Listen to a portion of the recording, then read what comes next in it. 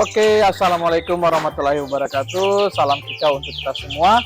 Kembali lagi dengan saya Fajar. Nah, kali ini saya akan sedikit membagi tips seputar cara merawat burung seriwang Asia. Ya, kalau dari jenisnya sih biasa di luar negeri sih nyebutnya Asian Paradise Flycatcher. Ya, kenapa ada kata flycatcher ya? Karena memang dia jenis burung yang sangat gesit ya.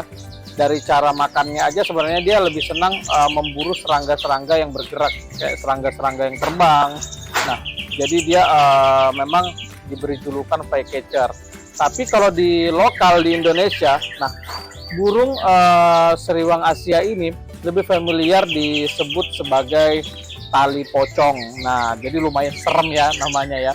Dan persebarannya memang di seputar Asia Tenggara dengan kondisi-kondisi yang tropis.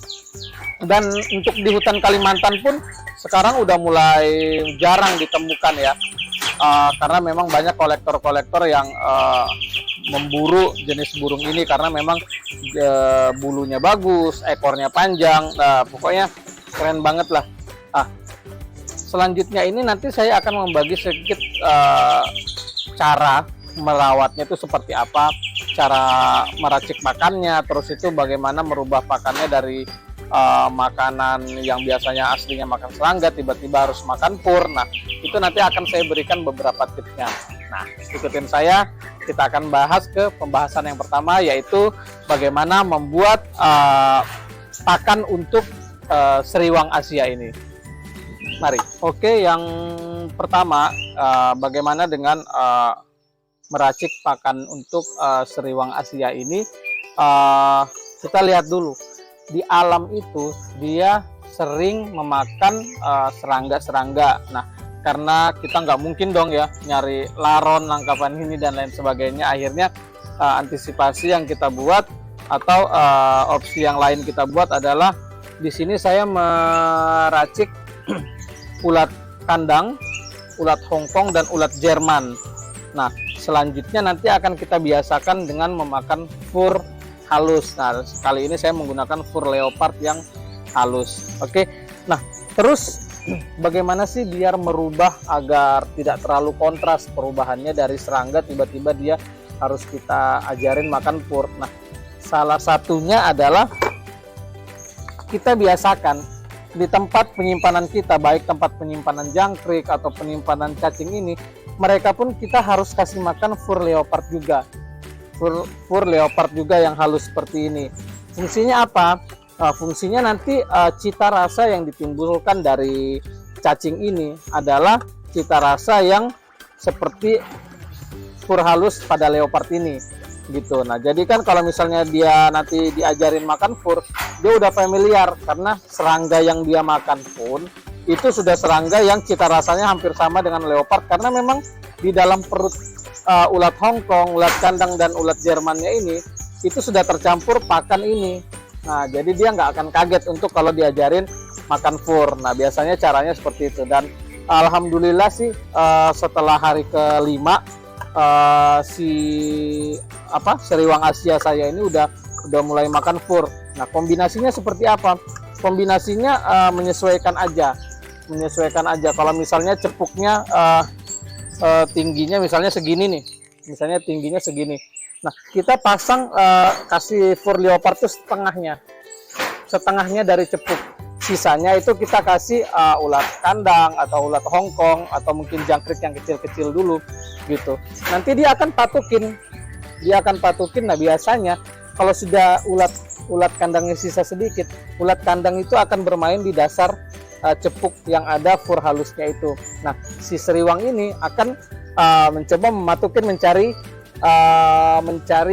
ulat-ulat kandangnya itu, ulat Hongkongnya dia cari karena udah tertimbun oleh fur. Nah, karena dia cari-cari itu dan terbiasa untuk yang dia dapat hanya fur, otomatis itu akan buat dia terbiasa untuk makan fur. Jadi caranya pun harus pelan-pelan, harus halus banget, nggak bisa langsung dikasih opsi ini ulat kandang, ini fur, enggak, itu nggak bakal berhasil, susah banget. Jadi memang harus dicampur seperti ini. Nah, ini cara simpelnya seperti ini. Oke, kita kasih di kandangnya ya. Ini campurannya seperti ini. Ada ulat kandang, ulat Hongkong, dan ulat Jerman. Nah, sesekali saya kalau kasih jangkrik nggak masalah dipasang di fork. Cuma saya biasakan dengan ini karena supaya dia lama dicepuknya ya. Nah, ini seriwang Asianya karena ekornya panjang banget ya. Ekornya panjang banget. Jadi untuk proses penjinakan ini saya taruh di umbaran ya, di umbaran yang 8 meter ini. Saya pasang di umbaran dan menyesuaikan dengan panjang ekornya. Dan ini lebarnya sekitar 1 meter 90 atau 1 meter, saya lupa lebarnya. Jadi untuk terbiasa, karena kalau dia di posisi rendah di umbaran, nah itu proses penjinakannya pun lebih gampang. Nah, untuk tempat mandinya itu kalau nggak salah saya pasang yang besar itu, yang panjang, karena memang menyesuaikan saat dia mandi nanti ekornya panjang gitu. Saya pasang yang itu. Saya rilis dulu, saya buka pintunya ya supaya dia bisa terbang ke situ, karena saya harus kasih makan.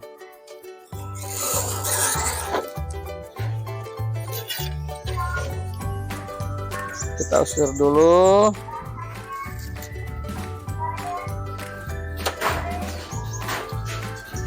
Nah. Oke. Sudah di sana. Oke. Kita kasih makannya ya.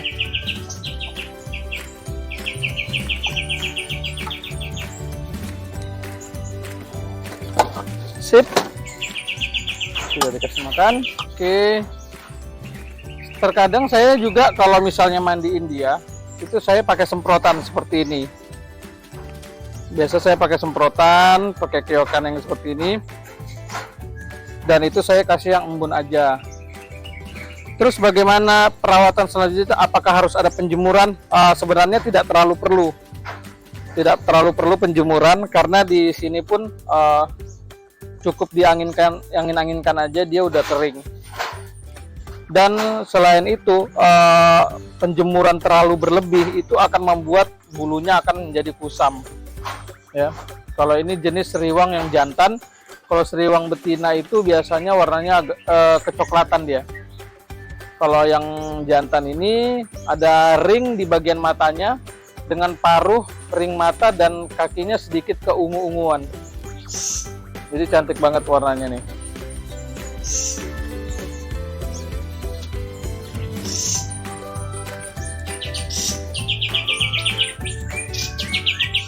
Mungkin kurang lebih seperti itu aja rawatannya yang saya infokan.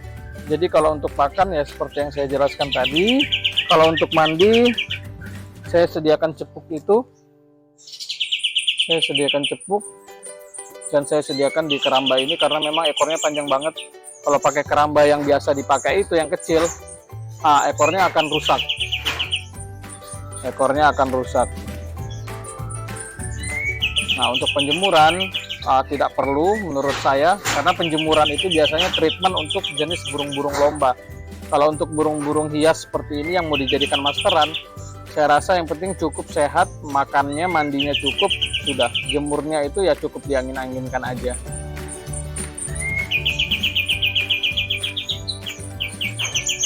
Oke, teman-teman, kita sudah bahas ya seputar tadi bagaimana sih cara meracik pakannya, bagaimana sih proses pemandiannya. Pemandiannya tuh kadang sih saya pakai semprot-semprotan gitu kalau misalnya cuacanya panas banget. Nah, tapi kadang dia mandi sendiri di tempat ini, di cepuk yang besarnya ini. Saya pasang dengan panjang ini 90-an sih kalau nggak salah, karena sesuai dengan ekornya. Jadi ekornya itu untuk yang jenis ini itu bisa sampai 40 up. 40 up kalau untuk ya dari review yang saya lihat di video-video dari tangkapan hutan liar itu sekitar 40 up gitu. Jadi ada beberapa jenis sih kalau untuk seriwang Asia ini, dan salah satunya itu ada yang warna coklat, ada yang agak sedikit hitam, ada yang ungu gitu, yang tergantung persebarannya berada di hutan mana, karena memang ini persebarannya di daerah hutan-hutan Asia, khususnya daerah tropis, dan untuk di Indonesia lebih banyak bisa ditemukan di Kalimantan. Nah, lebih banyak bisa di Kalimantan. Kalau untuk harga sih dari semua jenis seriwang ini yang paling tinggi harganya, karena memang paling cantik dan warna putihnya itu bagus banget dibanding jenis-jenis seriwang yang lainnya. Biasanya kayak betina itu warnanya agak coklat gitu. Nah, ini sudah putihnya udah dewasa, udah perfect banget. Udah kayak kapas ya putihnya. Dan saya perhatikan kalau dia mandi itu bersih banget dia. Kalau sudah mandi terus dia angin-anginkan, itu putihnya keren banget, bagus banget. Kalau untuk yang jenis ini, apalagi kalau paruhnya itu kombinasi bulunya putih, ya kan, kepalanya hitam, ring mata dan paruhnya yang warna ungu, wah itu kombinasi warna yang cantik banget menurut saya. Dan itu alasannya banyak orang yang pelihara burung ini sebagai koleksi daripada masteran, karena memang kalau secara fungsi memang dia berkicau, cuma kalau dibandingkan dengan jenis-jenis burung yang lain, lebih bisa menikmatin jenis suara kenari, itu masih bisa lebih dinikmatin dibanding jenis ini.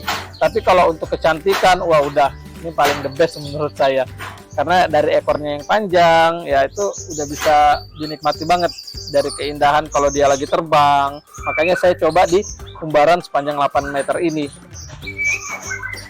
Oke, cukup itu aja tips rawatan saya. Semoga ini bermanfaat buat teman-teman di rumah. Jangan lupa like dan subscribe channel ini. Semoga bisa bermanfaat untuk kedepannya. Terima kasih, saya Fajar. Salam kicau mania untuk semua.